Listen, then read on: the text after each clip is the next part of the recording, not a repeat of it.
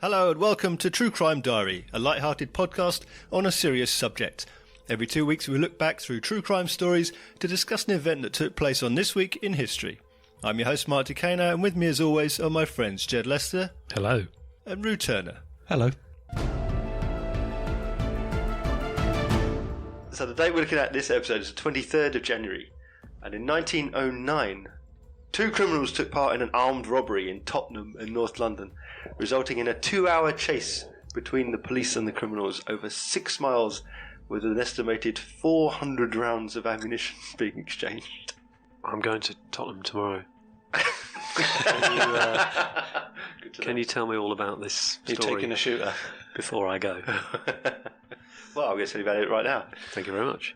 So what we're talking about here is an armed robbery by two men who were emigres from the Russian Empire. Right.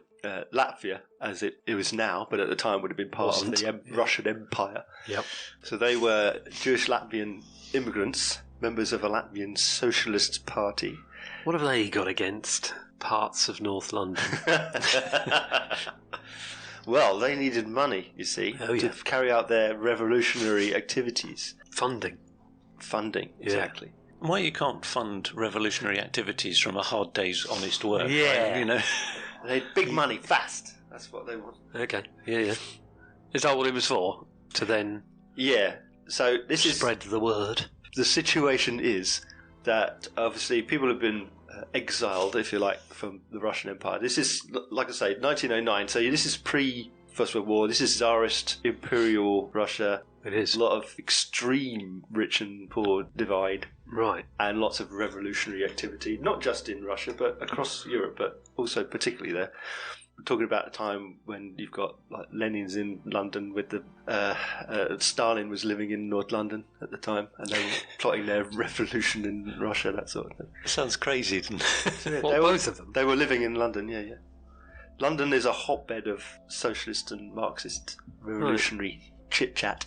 At the time? At the time, right. Yeah. Hoping to fan the flames of revolution. Where he was living? Stalin was in Stepney. Was he? Stalin living in Stepney. It wouldn't have been... It's East End. It was full of Jewish immigrants. Oh, sorry. I was going to say East wouldn't End, have been it? a bit slummy. He would have been, he would have had money. He could have moved to Belgravia. I think he did have a decent apartment, to be fair. Okay. Lenin did, for sure. Right. Lenin was in London until 1908, the year before, near King's Cross. Okay. He met Trotsky in London. They were working in Clerkenwell on a socialist newspaper. Right. Wow. And then they met up with Stalin, who was in the East End because he was poor. And the consequences were hilarious. Exactly. London at the time, this hotbed of revolution, because those people had all basically been kicked out or chased out, or some way had to get out of Russia or Germany or such states like Poland or whatever existed at the time, and they all basically came to London. What people are always in a hurry? Russian people? Russians! So excuse my historic ignorance. And my ignorance is historic as well as... It is, yeah. Present day. As well as about the history. When were they fleeing the Bolsheviks? Because my friend's parents came to England because they fled the Bolsheviks from Russia. Right, well the Bolsheviks took power... And they left the day before the attacks came and destroyed their houses. Right, so the Bolsheviks, they took power in 1917. Okay. That's the revolution, is the Bolsheviks. Bolsheviks means the majority. Right. Which is a split in the Communist Party. So the Bolsheviks was the majority and the Mensheviks was the minority. Okay. And the Bolsheviks started the revolution. So if they were fleeing the Bolsheviks, that means the Bolsheviks had some form of power. So that would be 1917. Right, okay. So during World War One. So we are now 5 years before the start of World War One. So they're still just full of talk. They're all talk. It's all preamble. It's prologue. They're not the majority. They're not the majority. They said they were the majority, but there were only 3 of them. The minority always claims to be in the majority. Well, of course.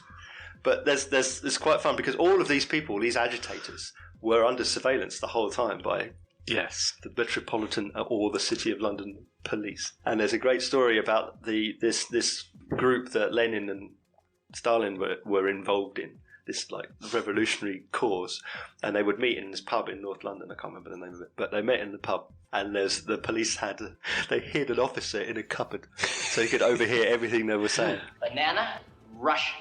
I've got it. Someone Russian is going to slip on a banana peel and break their neck. And these meetings went on for hours and hours and hours. They would eat and drink on the pub, just spouting their revolutionary ideas and arguing. And he was in there listening to the whole thing. And when he came out, the whole thing had been in Russian. He didn't understand a word. Of course. Yeah. He'd been there for cupboard for like 8 hours. Yeah. With his stadium pal strapped to his leg. Yeah. What did you learn? Nothing. Not a thing. If I've learned anything here today, it's to go to the bathroom when I get the opportunity.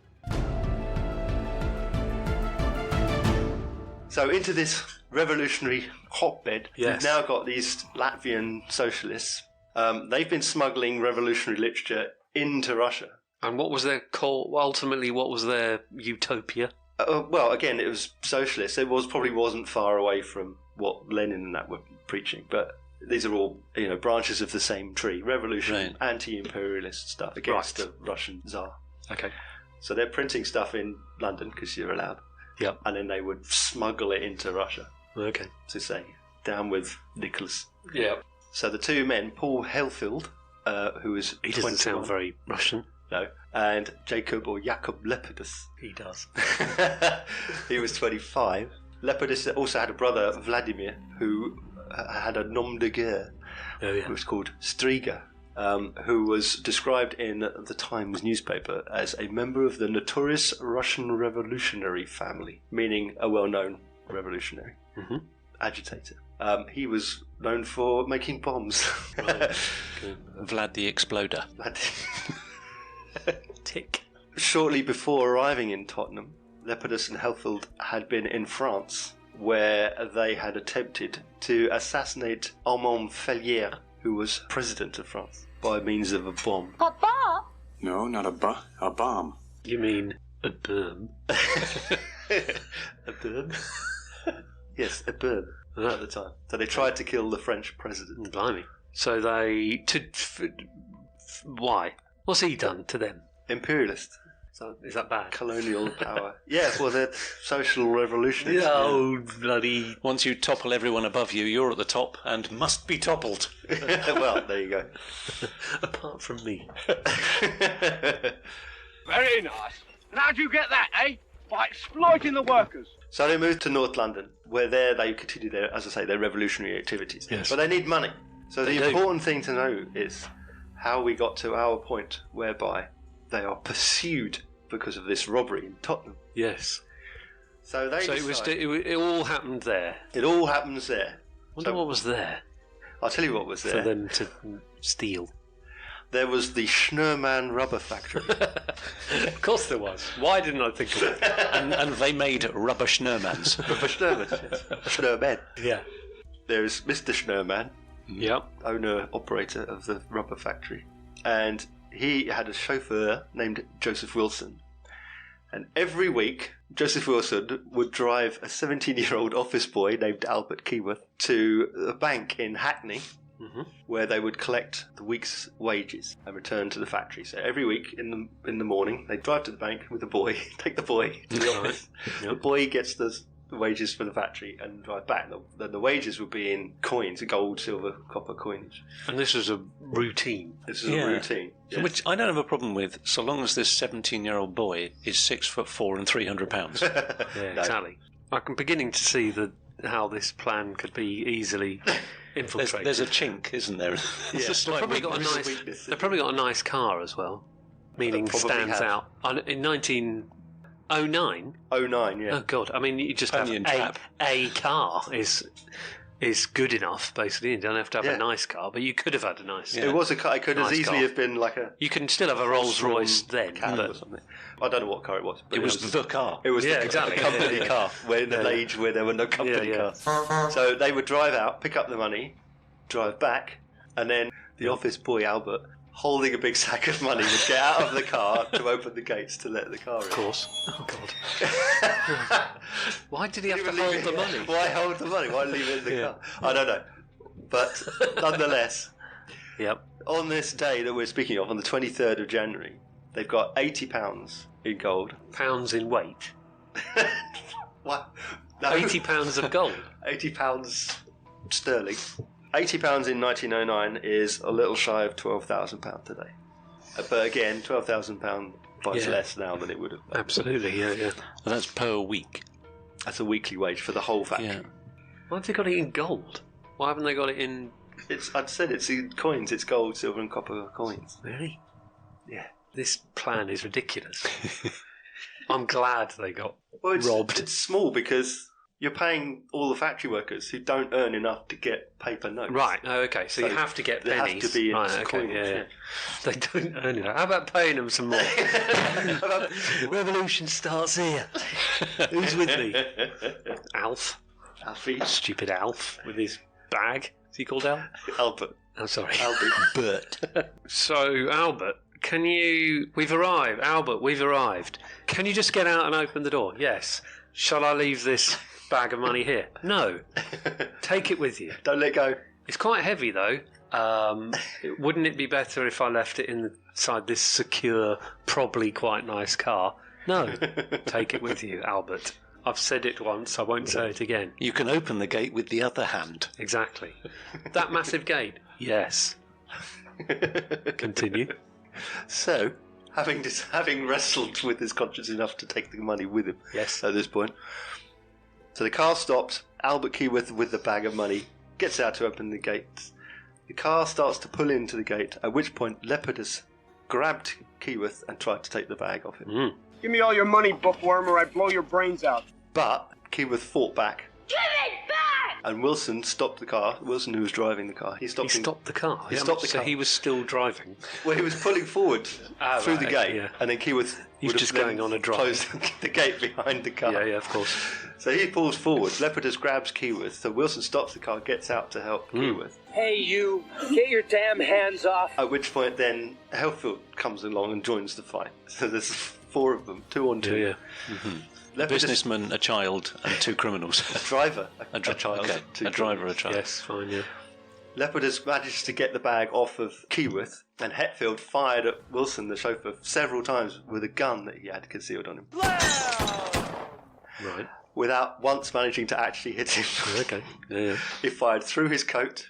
Yeah. He shot his coat, that's what I'm saying. Did he? He shot him in the coat several times. Oh, no. Yep. It's a coat wound. It's a new buttonhole.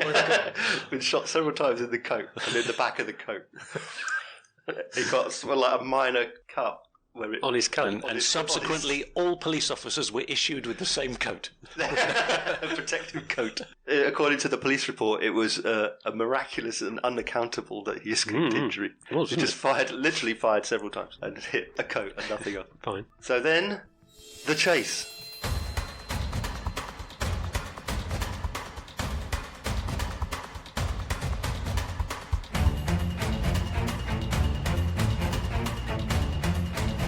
So they ran off. They ran off, yes. Well, initially they ran off. That's what I'd do. Run away! I'd initially run off. I wouldn't hang about. Well, there were 2 policemen who heard the shots, the That's quite gunfire, lucky, isn't it?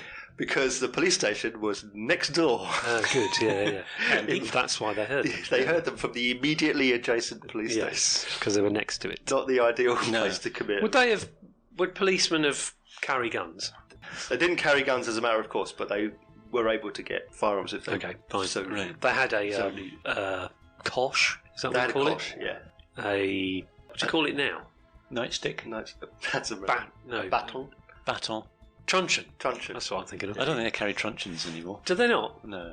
They do. It's They they've carry got- collapsible. They've got a telescopic Yeah, it's a one, nightstick, yeah. doesn't it? No, it's Americans who have a nightstick. It's the one with the bit that sticks out the side. Oh, yes. Um, So you can do... Tonfa. Excuse you?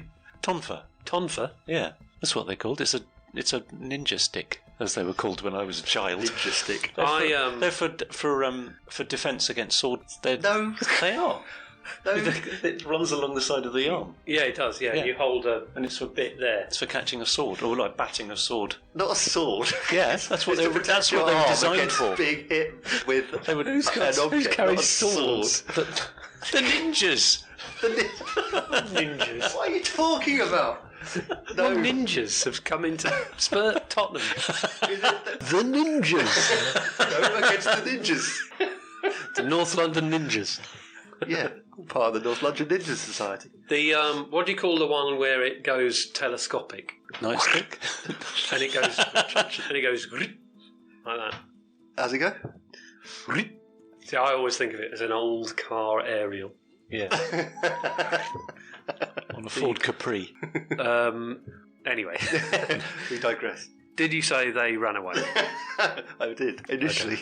Okay. Initially, they ran away. Yep. The two policemen, Tyler and Newman, they hear the shots, run out of the station and chase Lepidus and Hellfield down the street. George Smith, who's a bloke passing by. A bloke, a man in the street. He intercepted Lepidus as he passed and threw him to the ground. Gotcha. That's very good of him. Yeah. Threw him to the ground very roughly. While they were tussling on the ground, Hellfield fired at George Smith 4 times. And hit his... Shot him through the cap. Shot him through the cap? Shot him through the cap. Oh, right. I was right. Up until the first letter. Shot him through the clothes. What, only the cap? No, he did also get hit in the collarbone. No. That's no good, is it? Coat, cap, collarbone. He's done the coat, a cap, and a collarbone so far. Oh dear, that's no good. And he's fired at least Where's 11 shots at this point. Collarbone, you can survive. Yeah, he hit him on Happily. collarbone. It didn't Happily. Yeah. do hardly 11th anything. time lucky. Yeah. It was an owie. It wasn't a critical injury. I'd have shot lower. Lower than the collarbone. Yeah. I don't think it mattered where he shot because he was okay. hitting nothing. Fine, yeah. I think if fired at point blank at his He head, was probably aiming. would have hit a What else car. beginning with C can I aim for? Is there a carpet shop around here? Cartilage. So Lepidus leapt up and away the two of them ran again, Like leopards. like leopards. Yes, because they'd initially run away. And now they were initially Yeah. re-running Okay, fine, away yeah. again.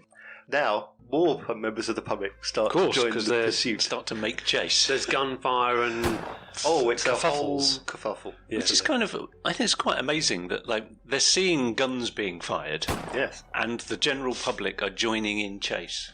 Sure, yeah. That's, I can't imagine that happening so easily these days.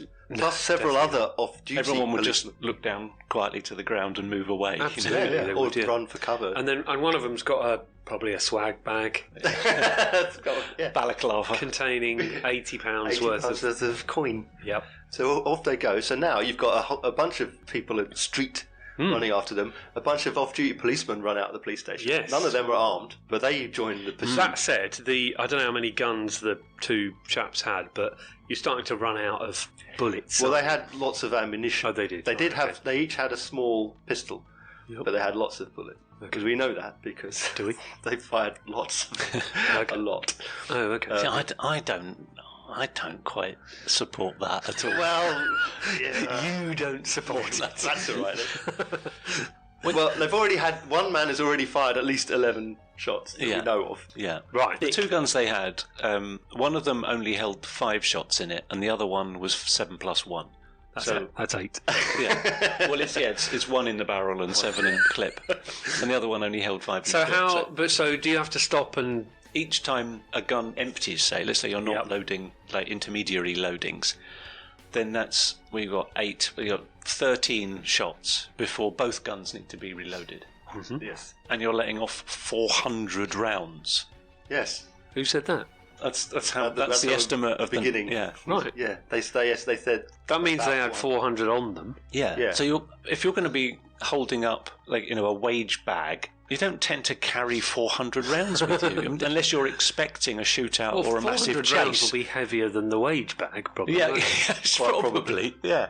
And also, they must be expert reloaders. Yeah. duck and cover and shoot Yeah. and scoop. Yeah, but you're being pursued as well. How long you did this there? take? 2 hours? At least 2 hours. Yeah, at least 2 hours. What, the whole The chase? pursuit. The Really? chase. But your, adrenaline and nerves of being pursued by presumably a gathering crowd, mass of people, trying to get you. Hoping you're going to drop the bag. Probably, yeah. That's all they're bothered about. Some of whom had holes in their coats, which would have been cold because it was January. I'm shivering and shaking and running and jumping, and you want me to turn around and shoot and reload too? So in the course of the pursuit, one policeman did actually borrow a pistol from a member of the public who was passing by. So Pistol? A pistol. Yoink! The police didn't have guns, but a member of the public had a gun. Yeah. The policeman borrowed that. Wow. So he was able to return fire. Wilson, the driver, got back in the car from the factory, and he drove in pursuit. He drove after them. And PC Wilson, he got in the car, while the other PC, Tyler, ran alongside the car. Yeah. So now you've got two men. It's quite a slow car. Yeah.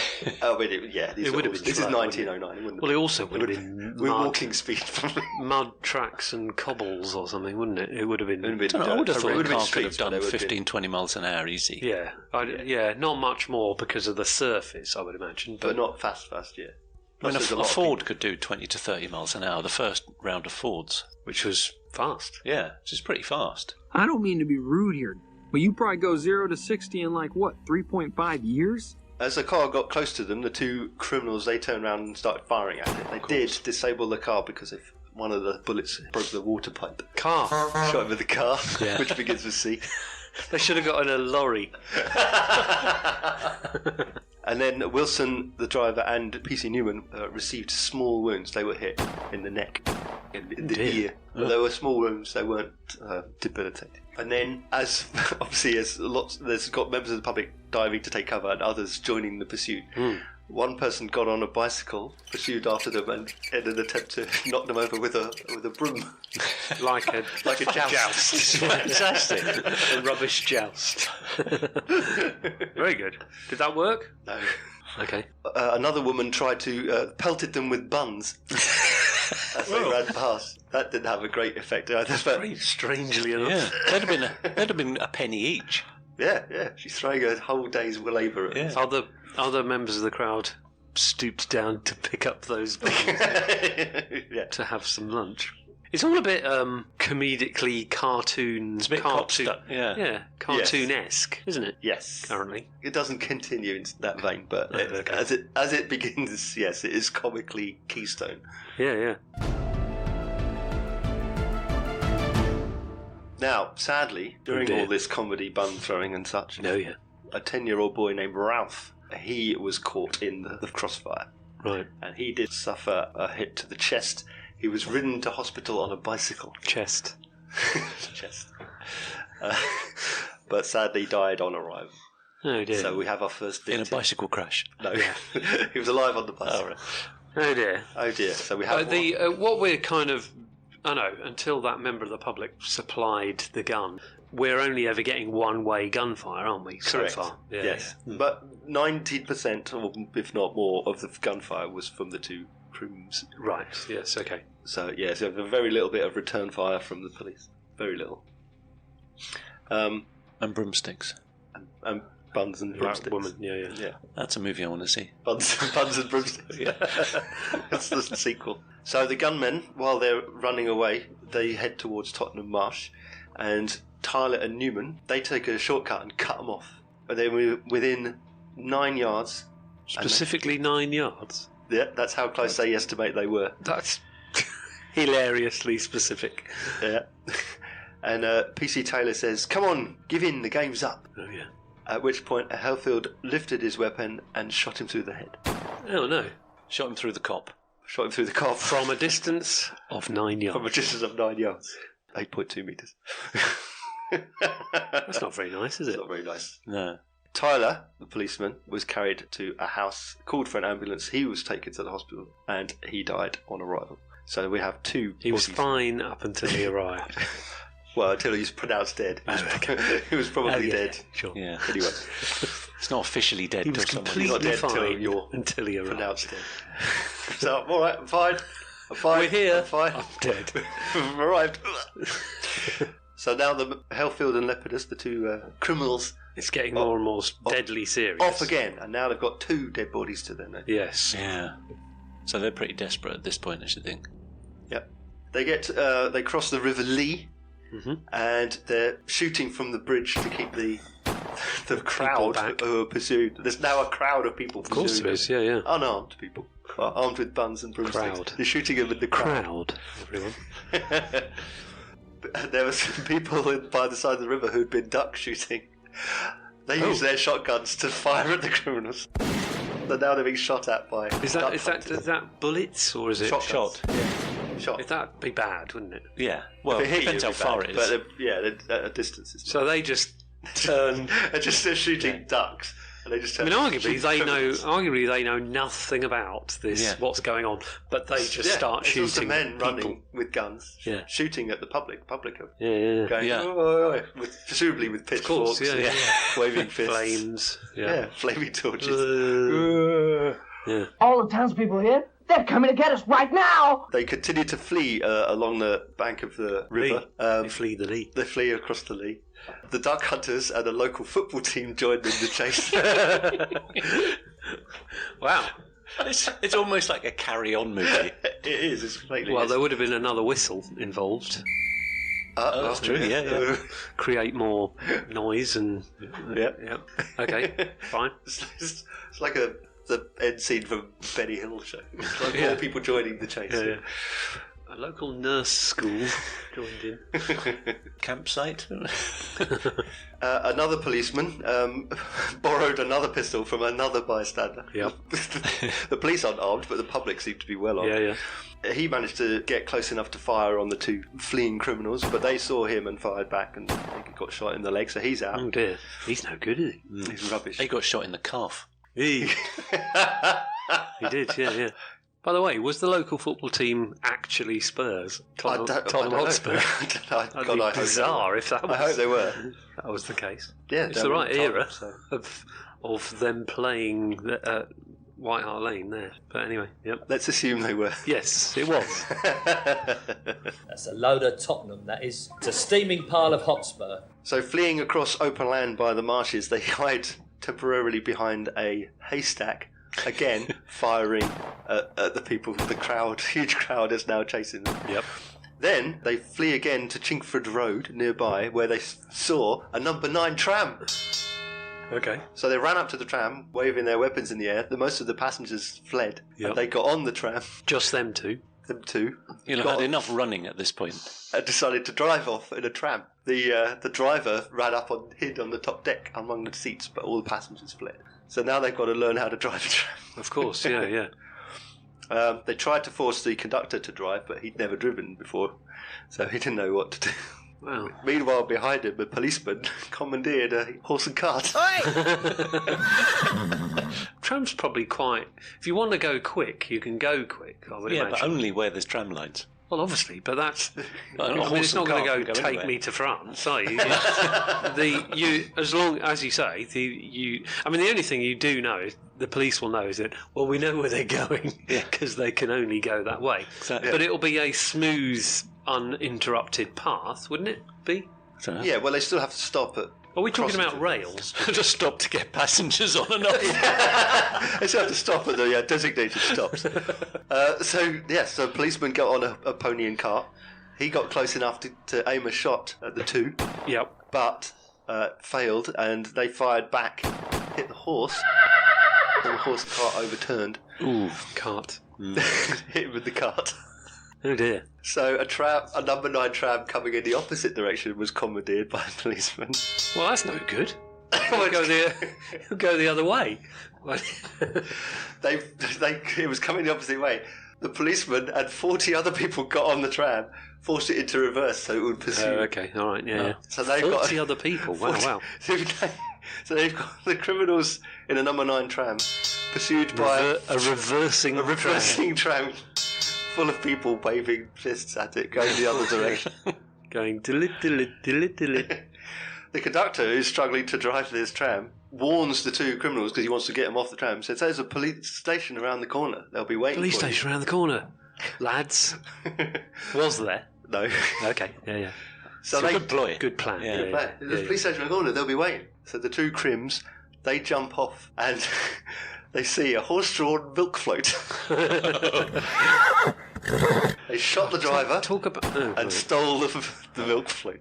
He lived. So surely That that's would need to be the fastest milk float in the West. In the West. Surely it's the slowest form of transport. Well, it would be now, because it would be when we were young, because milk floats were like some of the first electric vehicles, and they were very slow. But it would have been a knackered horse, like a real rubbish horse, milk float. A nag. And full of milk. Meaning the speed would have been walking pace. But then the other trolley had 40 passengers. And it's going in reverse. Yeah. Right, okay. Off they milked. slowly charge. Yep. They tried to take a corner too fast, and the milk cart overturned. Spilling milk. Why didn't they get rid of the milk? But they didn't stop to cry over that.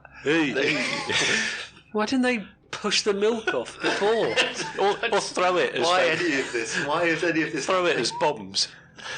Yeah, it's milk bomb. Milk bomb. So now they're without transport again. They see a grocer's boy with his delivery cart. They threaten him and steal his cart. Who walks with some apples?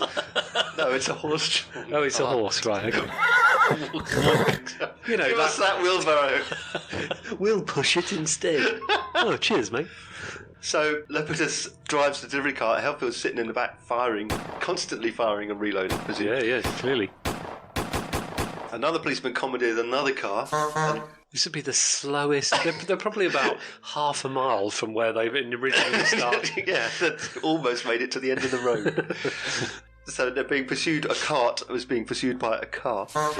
I mean, the other thing is, unless you're a complete idiot, they know that 40 people are in a reversing tram that can only go in a certain direction. Yeah.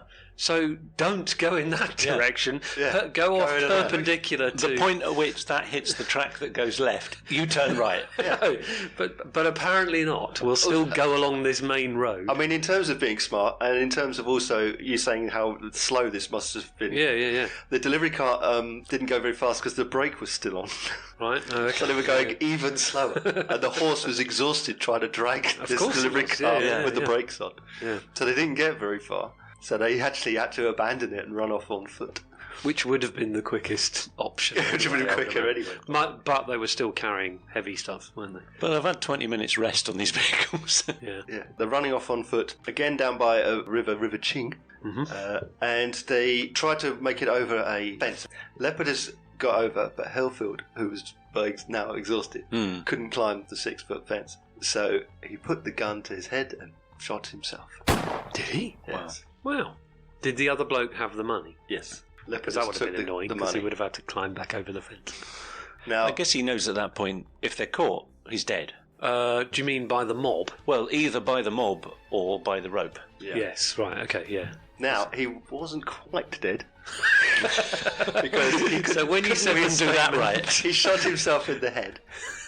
The classic, as we know, wasn't quite he wasn't quite dead. After being announced that he was dead. A terrible aim, so even at point blank range, he didn't die. Because he aimed for the cranium. Cranium, everyone. No, he was. The police managed to get to him before he could shoot himself again. Okay. Didn't it go in above his right eyebrow and then come out through above his left eye?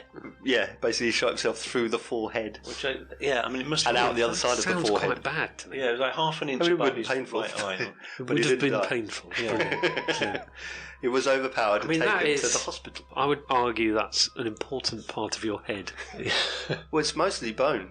It's not a I lot. suppose so. It's hard. Skull. Yeah, that's probably the hardest part of the whole skull. Yeah, it probably is, isn't it? Yeah, so it's not easy bit. In bloody agony. Yeah, it would have hurt. Don't get me wrong, it would have hurt. Okay. I think it was a .33 caliber gun that he used, which was famous for misfiring and not working properly. So he was captured. He was captured. Yep. I mean, he's wounded, obviously, from the head. Nearly dead. Nearly dead, but not quite dead. He's taken to Tottenham Hospital, which already has 2 dead bodies in. It does, yeah. Lepidus continues to flee. Yep.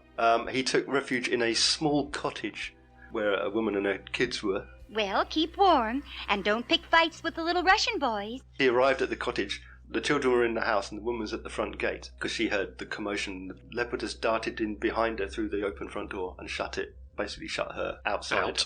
Yep. and locked himself in the house, unbeknownst to him, with some children inside. Yep. Right. And then her screams attracted the police. Of course. So now this He's in crowd there. besieged this little house. Mm. Lepidus went upstairs. A policeman broke in through a downstairs window and got his children out. Okay. Another policeman got another pistol from another passerby. Of course. The heavily armed passers-by. And he managed to get a ladder up the back of the house. A ladder. And yes, Can't they open the door? Well, Or it's- knock it down? well, It's locked from the it's inside. locked. It would have been, yeah, but it would have been made of They broke in through a back window. straw. He's or something. upstairs. They were straw. He goes up the ladder, and he was in a position Did to he shoot. do Did he do He this? cradled his eyes Through- with his through hands. the window. Yeah. But he, unfortunately, the safety catch was on, and he didn't understand how that worked. So he basically just, He was a policeman, yeah. But they're not armed either. so he was clicking nothing. He was clicking nothing. Right. Okay. That's what they call it. Yep. So he basically went back down the ladder. He came back down the ladder. Sorry, I tried. How'd you get on? Don't ask. Anyway, so the police, they broke into the house eventually. Yep. And they went upstairs. This is a tiny, tiny house. The 2 up, 2 down, 2 rooms up. So 2 he was rooms down. hiding just upstairs. Well, it looked like he tried to hide in the chimney because there was sooty handprints around the chimney. It looked like he tried to hide up the chimney. Yep. Great Christmas story. Yep. But when they broke into the other upstairs room, they saw Lepidus lying in the bed. He pulled the sheet up over his head. Of course. As if to hide. I can't see you, you can't see me. Yeah. The policeman fired as they entered, but even as they fired, he fired, shooting himself in the head. So he did actually die.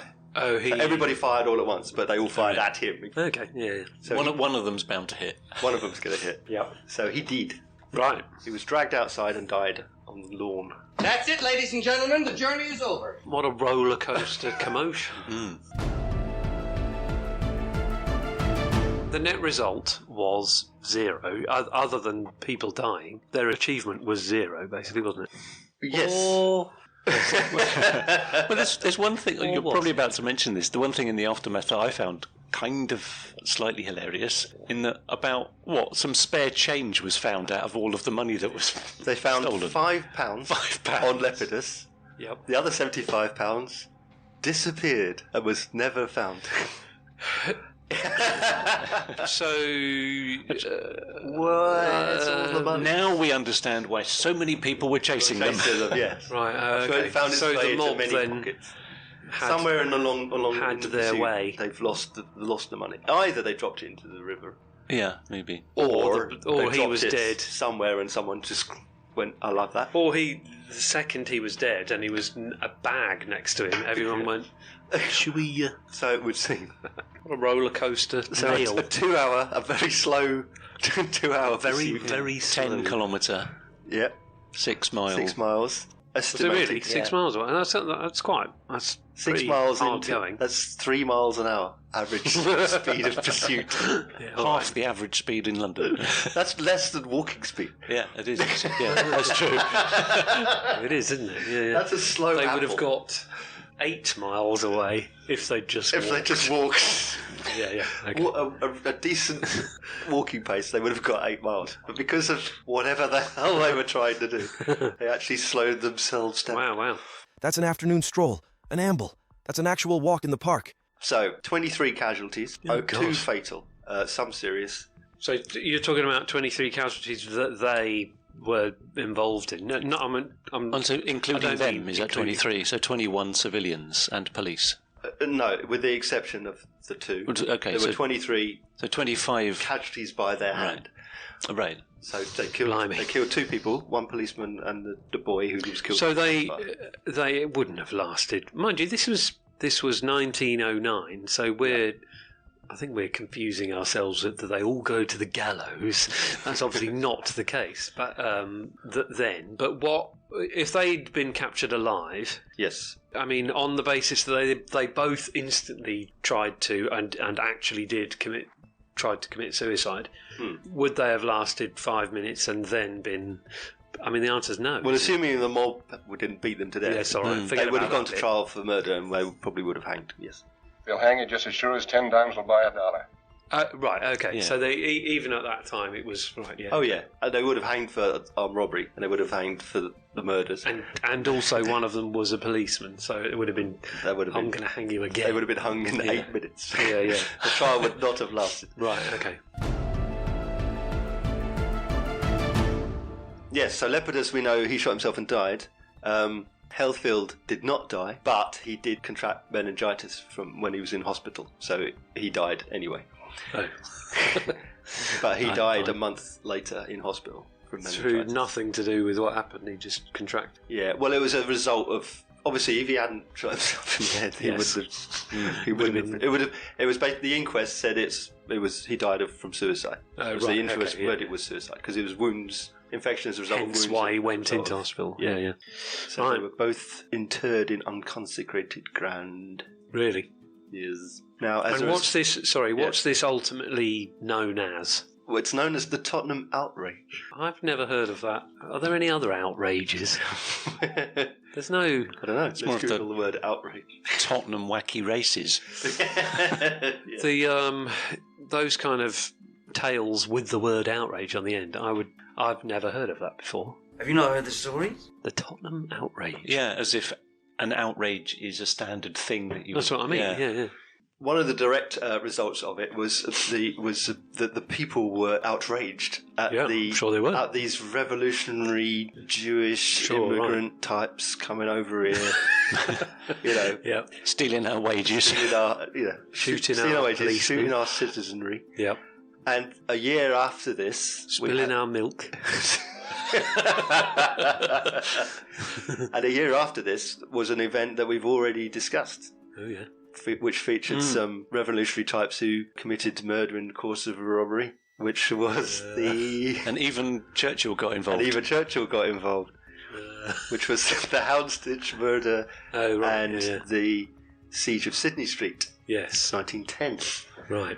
So, as far as the outrage is concerned, not sure it was an outrage at the crime itself, it was the social impact of it. Okay. I was furious about immigrants and... Oh, were they? Right. Okay. Yeah. And wasn't the result of this... Well, one of the results of this also was the King's Medal. The King's Medal, yes. By a direct royal command. They produced the King's Medal, which is a medal for police. Right. If a policeman, if they can climb a ladder, they're given the King's Medal. Do you think he would have, that bloke who climbed the ladder and said, nah, I can't work this gun. I can't open the window. Here, have a medal. Well, the men who broke into the cottage were awarded the King's Medal, the officers. I mean, obviously a very, very dangerous sitch. Yes. Is it called that now? The King's Medal? It is again now. It was called the Queen's Medal for a while. Yeah, of course, yeah. Right. Those 3 officers who broke into the cottage, they got the medal. Those 3 and 2 others were promoted to sergeant. For valour. Above their abilities. Valour beyond their ability. You'd think that there would be, it would have actually have been the point at which a medal was begun for valour of, citizens, not police. A medal for throwing buns. You should. The Baker's Medal. The King's Baker's Medal. The citizenry, as I say, they seem to be alarmingly well armed. Yeah. But they didn't actually. They weren't shooting at it. It was the police who were shooting. They handed it over. Broke into the house to try and. You got armed robbers firing guns at you, and to try and joust them on a bicycle with a broomstick.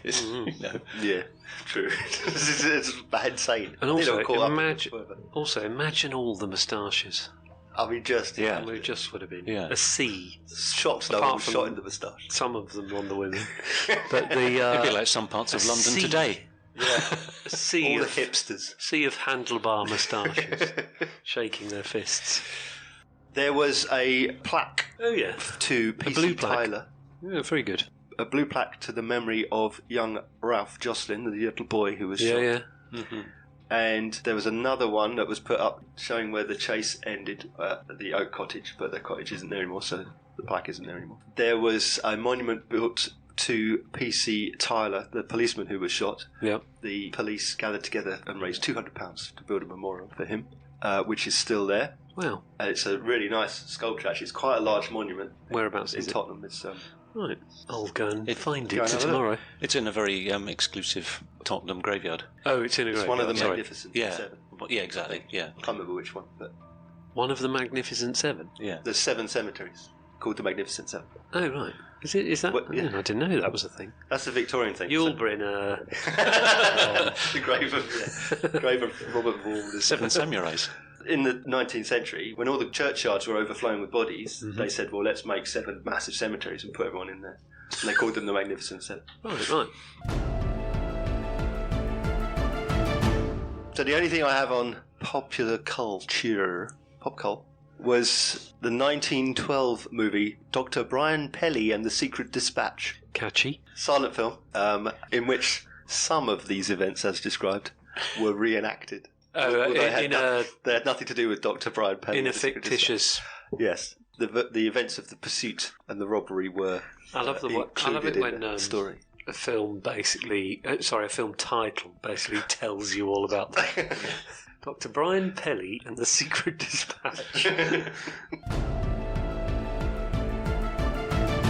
That's all for this time. If you want to know more about what we've talked about on this episode, then just Google it or something. You can listen to all of our previous episodes on our website. That's www.truecrimediary.co.uk. Please remember to leave a review on your podcast provider if you can, or you can email us. That's stuff@truecrimediary.co.uk. My thanks to Jed and Rue and to all of you for listening, and we'll see you again on the next date in our True Crime Diary.